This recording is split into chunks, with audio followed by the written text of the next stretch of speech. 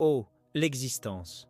Ce cycle implacable de la vie et de la mort, où chaque souffle donné répond à une extinction inéluctable. Il y a ceux qui s'éveillent à la lumière et ceux qui s'abîment dans l'ombre. Chaque apparition sur la scène du monde signifie l'effacement d'une autre. Cette dualité, cette loi fondamentale de l'univers shinobi, fut la première réalité que connut Itachi Uchiha. À peine âgé de 4 printemps, un âge où l'innocence devrait être la seule compagne, il fut confronté à la crudité sanguinaire de son existence. Il n'a pas seulement entendu parler de la guerre, il l'a respirée. Il l'a contemplée à travers le voile du sang et de la poussière soulevée par la troisième grande guerre ninja. Devant des monceaux de cadavres, amoncelés jusqu'à l'horizon comme un tableau macabre, il fit l'expérience précoce et brutale de la mort incarnée. La mort, avec son cortège de désolation, devint sa première maîtresse. C'est dans cet enfer sur Terre, ce théâtre de la souffrance humaine, que son père, Fugaku Uchiha, prononça ces mots qui sonnèrent comme une sentence existentielle. « C'est la vie, mon fils. Toi aussi, un jour, tu deviendras un shinobi. » Un enfant au cœur originellement pur fut ainsi précipité dans une vision apocalyptique. Malgré l'horreur insoutenable, le jeune Itachi fit preuve d'une pudeur émotionnelle surhumaine. Il retint les larmes. Non par peur, non par un manque de sensibilité, mais par une intuition profonde liée à son destin imminent de shinobi. Ce moment n'était pas une fin, mais une fondation. De ce spectacle de la déchéance naquit un objectif. Il devait devenir un homme, oui, mais pas un homme ordinaire. Il devait devenir Itachi Uchiha, celui dont le nom serait synonyme d'une paix façonnée dans la douleur. Il devait se forger pour survivre et transcender les épreuves les plus ardues que le monde pourrait lui imposer. Dans l'existence, les blessures les plus profondes ne sont jamais physiques. Elles sont infligées par l'âme. L'éloignement forcé de ceux que l'on chérit, l'obligation de créer une distance émotionnelle pour mieux les protéger. La vie, dans sa cruauté suprême, ne laisse pas toujours le choix, obligeant parfois à endosser l'habit de l'ennemi auprès de celui qui est le plus cher. Se faire haïr par son propre sang, devenir le monstre désigné pour garantir la survie et le bonheur de l'aimer. Voilà une preuve d'amour inconditionnel et sacrificiel qu'aucun cœur ordinaire ne pourrait concevoir ni supporter. « Pourquoi m'as-tu emmené ici ?» demanda Itachi à son père. Après un long silence, Fugaku posa sa main sur le haut du crâne de son fils. « Tu es un garçon intelligent, Itachi. C'est pour cette raison que je voulais te montrer cette réalité. » « C'est quoi, la réalité ?»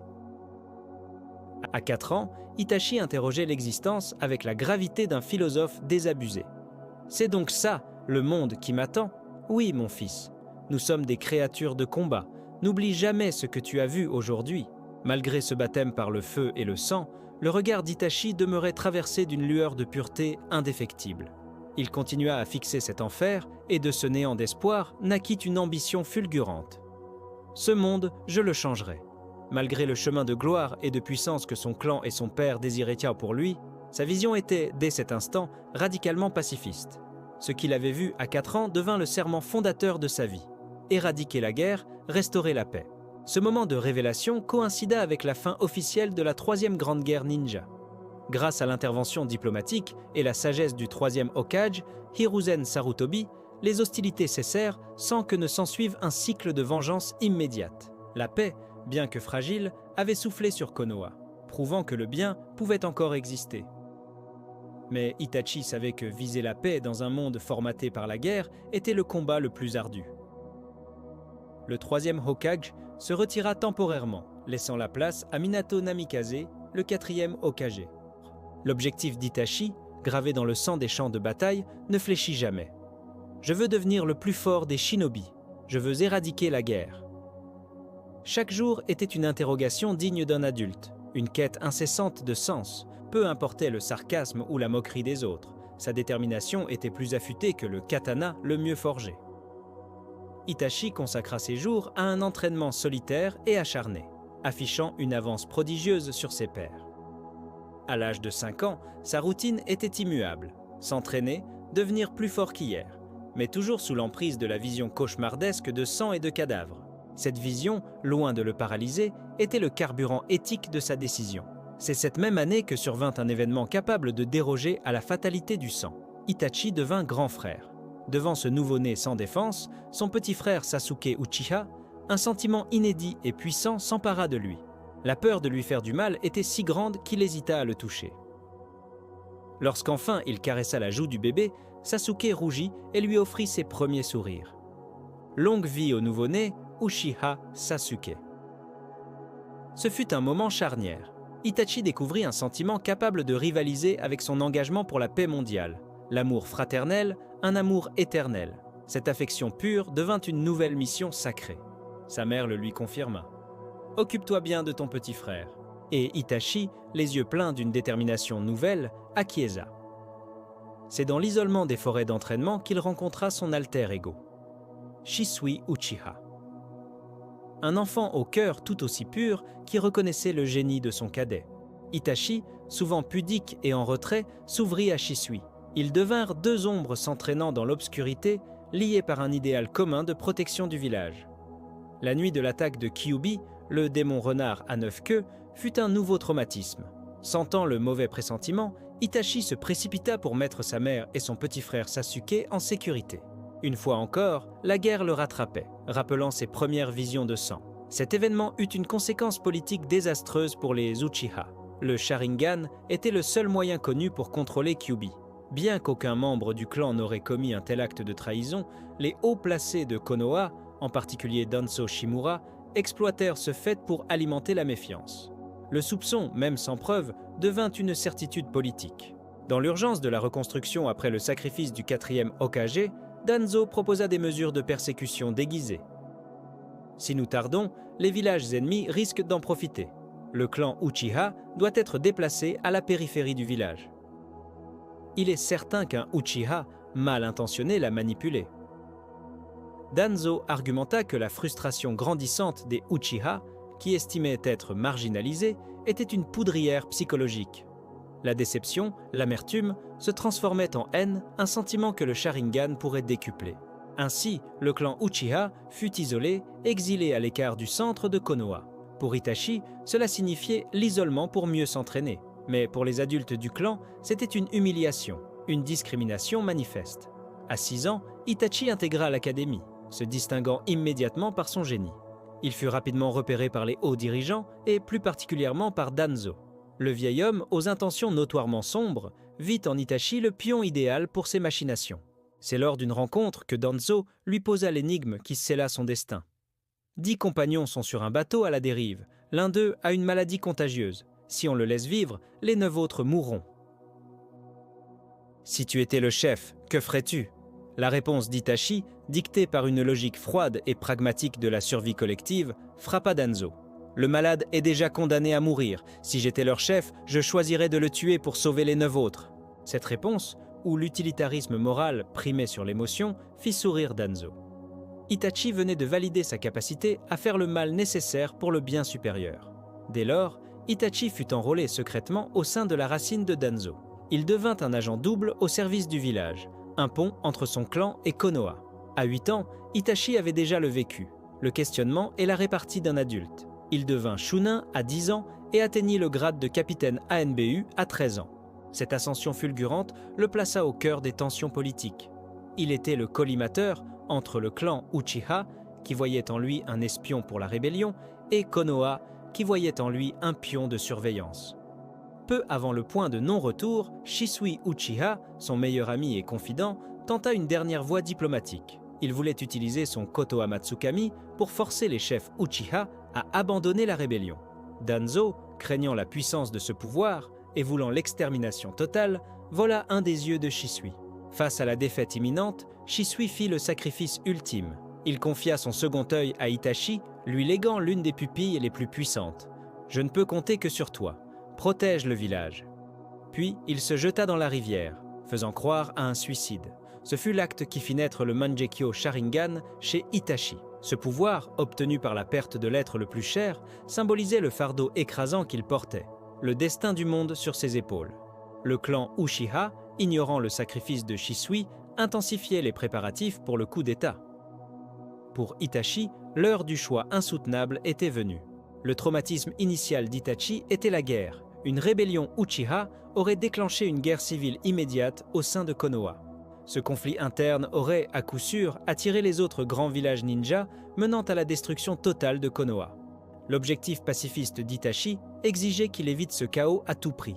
Le troisième Hokage favorisait le dialogue, mais Danzo voyait dans l'extermination la seule solution définitive. Danzo proposa un marché diabolique à Itachi.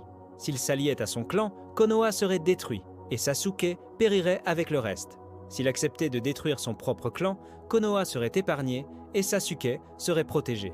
Il prit la décision la plus lourde de l'histoire de Konoha, le malin au service du bien. Sacrifier 800 personnes pour en sauver des dizaines de milliers, le village, et, surtout, sauver l'unique vie qu'il aimait, Sasuke. Il rejoignit Obito Uchiha, l'homme masqué, pour obtenir son aide, et procéda à l'exécution. « C'est donc main que tu as choisi, Itachi », lui lança son père, Fugaku. « Je ne me battrai pas contre toi », répondit Itachi, les larmes coulant. « Veille sur Sasuke », fut la dernière requête de Fugaku. « N'aie pas peur, mon fils. Contrairement à toi, nous ne mourrons qu'un instant, » lui dit sa mère. La paix fut préservée. Mais Itachi perdit tout, son clan, sa réputation, son honneur et l'amour de l'être qu'il chérissait. Pourquoi laisser Sasuke en vie et pourquoi le torturer? En tant que dernier survivant, Sasuke devait devenir l'atout majeur de Konoha. Si Itachi avait tué Sasuke, il aurait anéanti la seule chose pour laquelle il avait consenti à ce sacrifice. Itachi comprit que Sasuke, s'il connaissait la vérité, serait consumé par la douleur et la vengeance contre Konoha. Pour le protéger de la vérité, Itachi lui imposa le genjutsu de la haine. En se faisant passer pour un traître mégalomane, il força Sasuke à canaliser sa douleur en haine pure. Cette haine deviendrait son moteur, le rendant capable de devenir plus fort et le préparant pour le jour où il pourrait le vaincre. Itachi se fit détester par celui qu'il aimait le plus, acceptant de devenir un déserteur, un traître. Il devint le bouc émissaire de Konoha pour que son village et son frère puissent vivre en paix. « Stupide petit frère que tu es, si tu veux me tuer, déteste-moi, aie-moi, fuis, fuis, accroche-toi à l'existence coûte que coûte. Et un jour, quand ton cœur sera rempli de haine et que tu auras les mêmes yeux que moi, viens me trouver. » Après le massacre, Itachi rejoignit l'Akatsuki. Ce choix n'était pas fortuit, mais une continuation de son sacrifice. La raison principale était de surveiller Obito Uchiha, Tobi, l'homme qu'il savait être la véritable menace mondiale. Son but était de s'assurer qu'Obito n'attaque jamais Konoha. Itachi fit un pacte secret avec Sarutobi. Il infiltrerait l'Akatsuki tant que l'Hokage veillerait sur Sasuke. Après la mort de Sarutobi, Itachi craignit immédiatement pour Sasuke, désormais vulnérable aux manipulations de Danzo. Itachi se rendit donc à Konoha, non pas pour une attaque de l'Akatsuki, mais pour envoyer un signal clair à Danzo. Tant que je serai en vie, personne ne fera de mal à Sasuke. Ce retour temporaire n'était qu'une démonstration de force et de présence pour dissuader l'ennemi. Il s'enfuit du combat contre Jiraiya, car son objectif était d'assurer sa présence, son message étant déjà passé. Il faisait tout pour protéger Sasuke, coûte que coûte. 2 années passèrent. Sasuke déserta Konoha, croyant toujours à la légende du traître, et devint plus fort auprès d'Orochimaru. Itachi savait que l'heure de la confrontation était imminente. Il avait tout planifié. Il était déjà malade, proche de la mort, probablement de sa propre main. Il rencontra Naruto et lança un dernier filet de protection pour Sasuke. Le combat entre Itachi et Sasuke n'était pas une bataille pour la vie, mais un rituel sacrificiel prémédité. Itachi voulait que Sasuke obtienne la victoire tant désirée, lui offrant l'honneur d'avoir vengé son clan. Il utilisa ces techniques pour retirer le sceau maudit d'Orochimaru du corps de Sasuke, le libérant de cette influence maléfique. Il transféra à Sasuke toutes ces techniques du Mangekyo Sharingan, faisant de son frère l'héritier ultime de la puissance Uchiha. Au moment fatidique de sa mort, alors que Sasuke s'approchait pour le coup final, Itachi lui adressa ces derniers tardiers mots. « Je suis désolé, Sasuke. Je crois qu'il n'y aura plus de prochaine fois. » Il toucha le front de Sasuke avec ses 2 doigts, son geste habituel d'amour et de protection. Il venait de lui dire adieu. Le plan d'Itachi fut couronné de succès. Sasuke eut sa vengeance. Mais c'est Obito qui révéla la vérité crue. Le sacrifice d'Itachi, le chantage de Danzo, la manipulation de Konoha, ce n'était pas Itachi qui avait ruiné la vie de Sasuke, mais Konoha qui avait ruiné celle de son frère aîné. L'événement de l'Edo Tensei par Kabuto Yakushi fut l'occasion pour Itachi de compléter son œuvre. Itachi réussit l'exploit de se libérer du contrôle de l'Edo Tensei. Le corbeau qu'il avait planté dans Naruto, contenant l'œil de Shisui, s'activa. Il lui permit d'annuler le contrôle de Kabuto, le ramenant à sa propre volonté. Son objectif était d'arrêter la guerre et protéger Sasuke. En combattant Kabuto aux côtés de Sasuke, Itachi eut enfin l'occasion d'avoir la conversation qu'il avait toujours évitée. Ce combat était une poursuite du pardon et de l'enseignement. Après avoir forcé Kabuto à annuler l'Edo Tensei, Itachi s'approcha de Sasuke pour lui confier sa dernière et seule véritable vérité. « Sasuke, je sens que ma conscience s'évanouit peu à peu. Je n'ai plus aucune raison de te mentir, je vais te montrer toute la vérité. Je t'ai toujours menti, je t'ai toujours repoussé loin de moi. Je crois que tu aurais peut-être pu faire changer d'avis papa et maman si j'avais été honnête avec toi. Si je t'avais regardé dans les yeux et dit toute la vérité, alors je n'aurais pas eu à me tenir devant toi pour te raconter tout ça. » Puis il lui fit la confession ultime, le message que Sasuke devait entendre pour trouver sa propre voie. « Tu ne peux rien me pardonner. À partir de maintenant, quoi que tu décides, je t'aimerai toujours. » Cette dernière phrase, chargée d'un amour inconditionnel et éternel, fut l'apaisement final qu'Itachi offrit. Il légua à Sasuke la liberté de choisir son propre destin. Itachi Uchiha n'était pas un simple ninja. Il était un héros de l'ombre, un pur idéaliste contraint à la monstruosité. Son existence fut un sacrifice continu, une litanie de choix impossibles. Il a accepté d'être haï, d'être le méchant cosmique, pour que les autres, et surtout son petit frère, puissent vivre. Itachi est le parfait Hokage de l'ombre, celui qui a agi dans l'anonymat et la damnation pour maintenir la stabilité du monde.